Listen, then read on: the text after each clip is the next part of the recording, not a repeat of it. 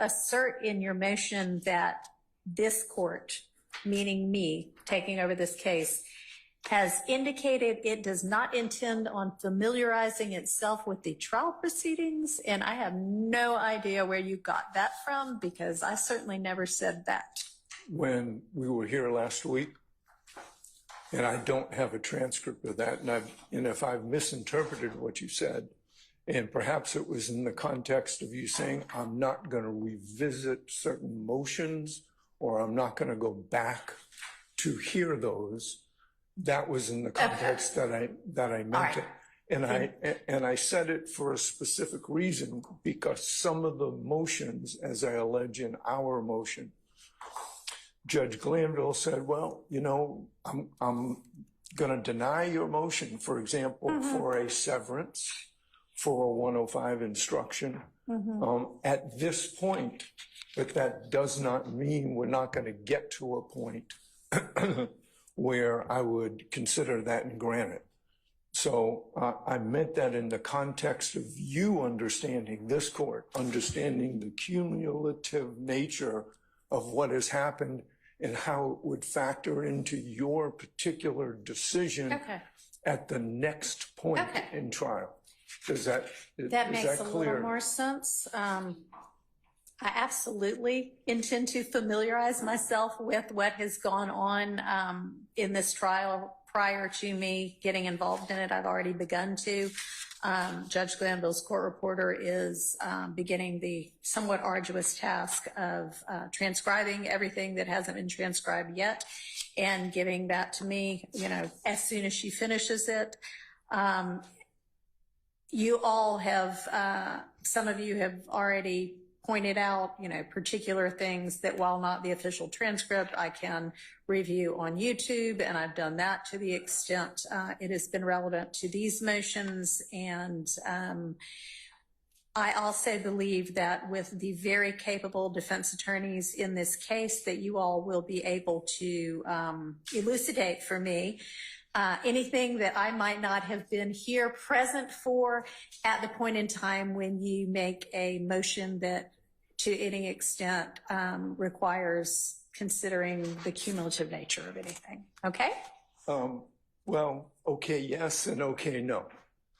Okay, yes, I understand that the court is going to make what I think to be an impossible effort to catch up to where we are at this particular point after 9 months or thereabouts, hundreds of witnesses. I appreciate the court's effort, and I understand the genuineness of the court's statements that I'm going to do it, but you know what? I just don't think it's possible. And that is the gravamen, that's the base of what we contend should be a motion for mistrial, qua mistrial. I have joined in we've been goaded into it, but now the second layer of that is I am going to stand here. My team is going to stand here. Everybody in this courtroom is going to stand here and look at you and say, Judge, the state, I want a directed verdict of acquittal. The state has not met their burden. I believe you have to be entirely conversant with the record, with the way witnesses have testified, their demeanor, their voice, their actions, all of which may or may not be caught on YouTube. And there are a plethora of cases. There are many cases that say, you know, just reading a dry transcript is insufficient. Every court from the U.S. Supreme Court down has said you can't necessarily make those kinds of judgments based upon a dry transcript. And I believe that to be true. There's a world of difference, and you know this. Every practicing lawyer knows this, that you cannot get the feel of a lawyer. You cannot get the context. You cannot get the understanding of a witness unless you're there to view that witness.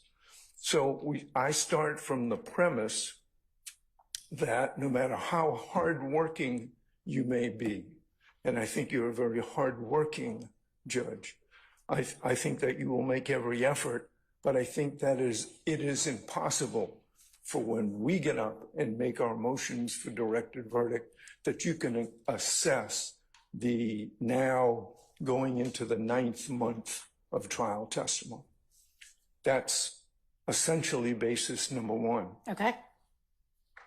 More importantly, I think that should you erroneously deny our motions for directed verdict, that you then would be in a position to sit on our motions for new trial. Mm-hmm.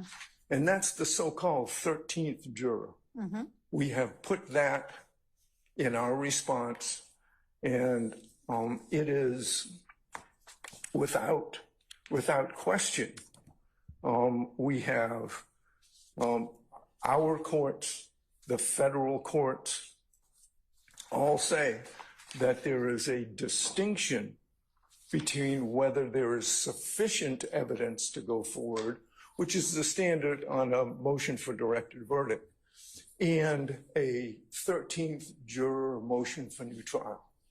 You can find, I denied your motion for directed verdict, but you know what? I just don't think that this was either a fair trial or a trial in which, based upon what I have seen, what I observed, that should stand, and I'm going to grant it. I mean, it's entirely in your discretion. And that discretion is unreviewable, really, by the appellate courts. And they have all said,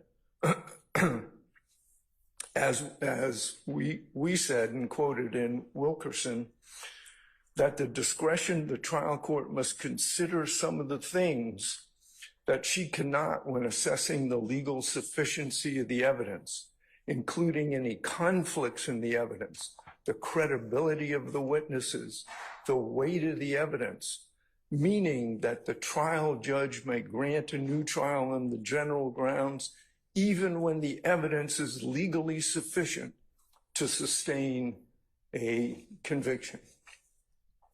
So I know that we're going to stand here and make a motion for directed verdict, that God forbid, if any of these defendants are convicted, we will come back to you and say, Judge, motion for new trial, sit as a 13th juror.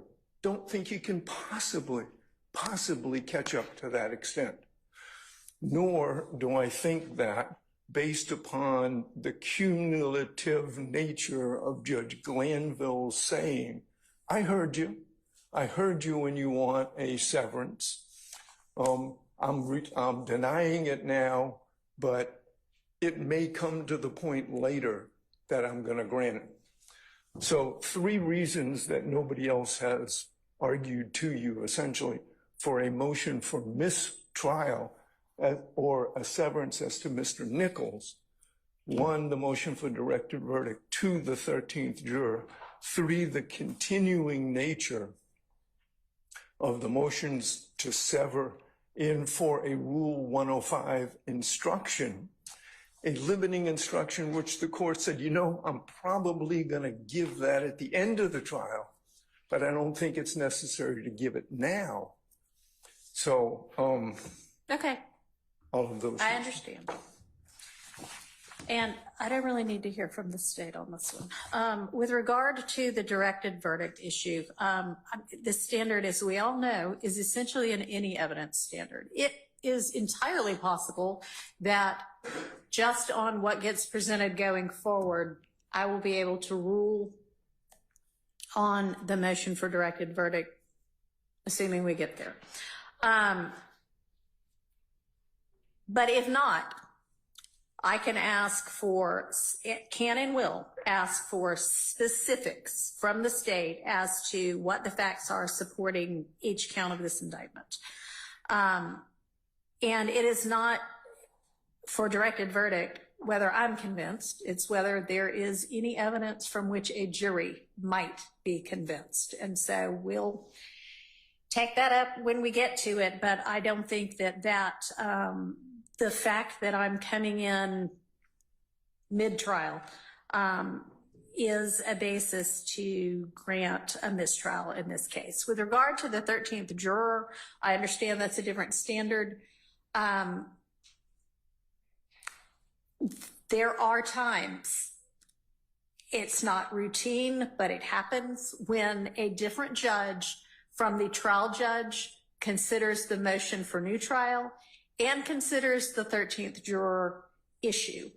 And the appellate courts have recognized that it is a somewhat less deferential standard when they're looking at it on review, when it is a different judge than the trial judge. So, you know, if and when we get there, I will consider whether anything ought to be granted as a 13th juror, if y'all ask me that.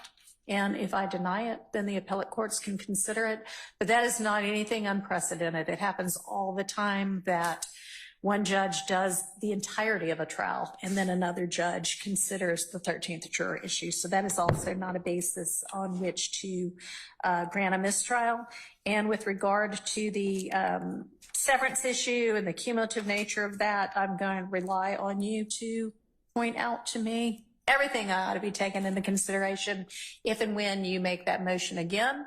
With regard to a 105 limiting instruction, I am happy to consider anything that you all think might be appropriate to give right now. Okay, so I invite y'all to submit something. Okay. To make sure that my motions were also based on the underpinning constitutional rights, both federal and state. And I don't want the appellate court to say, hey, she didn't say anything about that.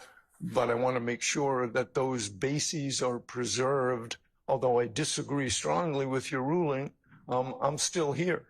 All right. Understood. And it is so noted. And obviously, it's to whatever it is that you have, any of y'all have set forth in your various motions. All right.